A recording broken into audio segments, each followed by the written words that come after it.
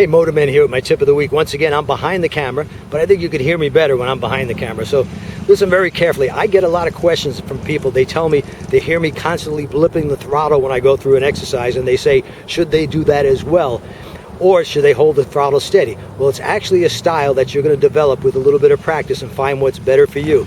Now, I'm going to show you both examples. My wife loves to hold a dead steady throttle through any exercise, and we're going to show you here in the figure 8 because you're in the friction zone, using head and eyes and the rear brake the whole time.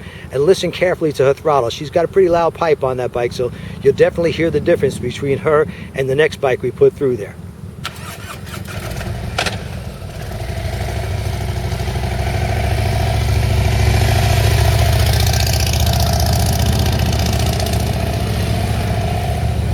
Notice the throttle is barely moving at all, but some people find that quite difficult.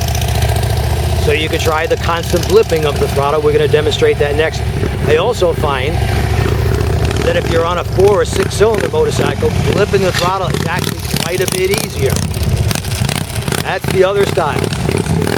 Never letting that bike go to idle. He's constantly blipping that throttle.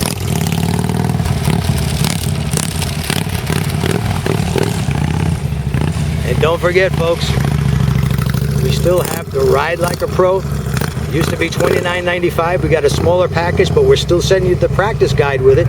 It's only $19.95. It is on the website, or you can call and order 866-868-7433. Somebody called me last Sunday, I think it was, at about 3 o'clock in the morning from India. Don't do that, please. It's 9 a.m. to 9 p.m., and it's Eastern Standard Time. Till next week.